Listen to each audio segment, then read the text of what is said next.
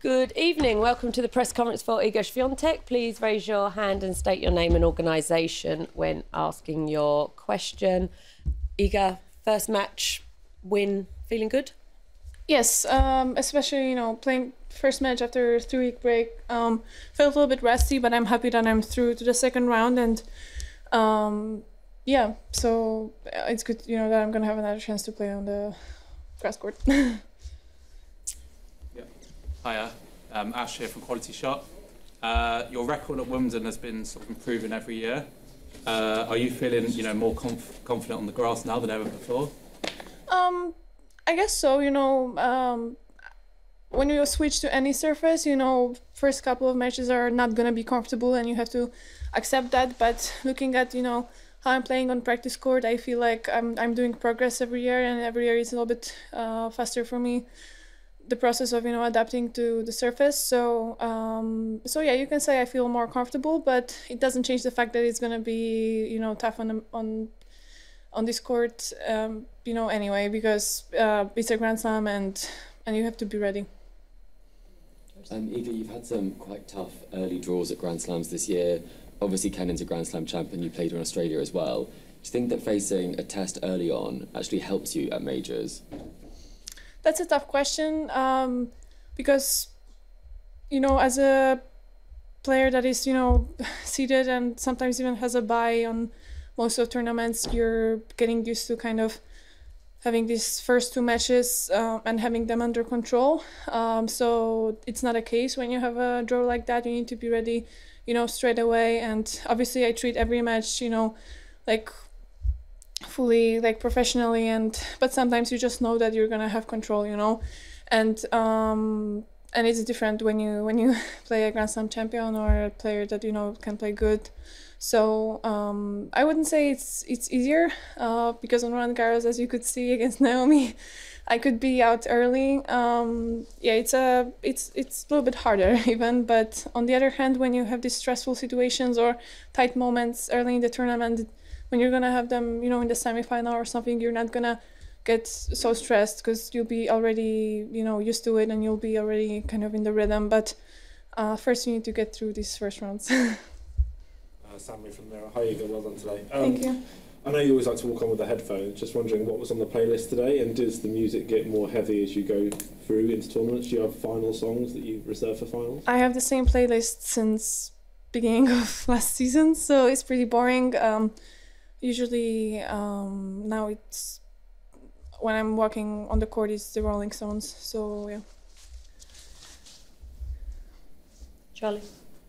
I just wondered, when you're at Wimbledon, not at the club, like what sort of things you like to do, kind of in your off days and that kind of thing, the things you've done. Well, I'm staying here at Wimbledon, so there's not much to do. Like usually, I kind of changed my routine for the past year and a half. I've been like going out more often, but here it's not easy because in the village there are only probably tennis fans, so everybody will recognize you, and I'm the kind of person that likes to have my peace, when I have time off.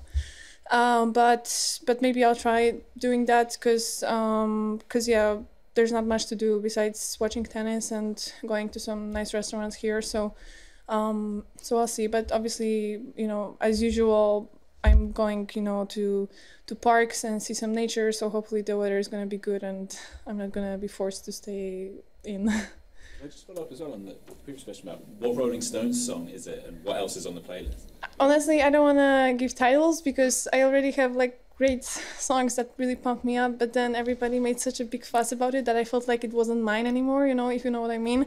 So I want to give it kind of to myself, and but I'm going to share it when I'm going to change the playlist anyway, so just be patient. Okay. Thanks. Yeah. Congrats. Thank you. If I could, it's early in the tournament, so I'd like to ask a restaurant-related question in a way. If you could invite any 3 tennis people to a nice gathering, a restaurant, a walk in the park, what would those 3 tennis players you would invite? Well, for sure, Steffi Graf. I would love to talk to her and meet her and share some experiences. Also, I think Maria Sharapova, because we never really, talked, because she kind of retired when I was still, going up, and I feel like she made some good decision off the court in terms of her business, and she handled everything well. So you can kind of take example from her, and Serena. Was it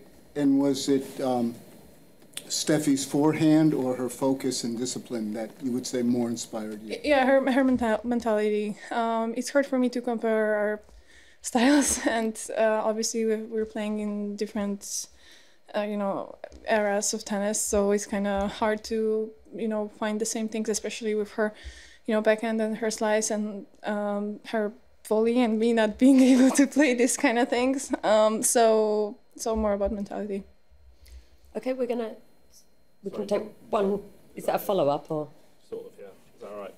You can try. Sorry, Iga, this might be a blanket no, but I was wondering, you talk about mentality. Have you ever chatted to Robert Lewandowski? Obviously, you're both elite performers in your own country. Have you ever had a chance to meet and chat about mindset or anything? We've met, but we never had time to chat about things like that, because when we met, there were so many photographers suddenly around us that it wasn't, smooth. We met at the gala that we have every year in Poland, where they are giving awards for the best athletes. So it was 2020, yeah, and we had 30 seconds to talk. So yeah.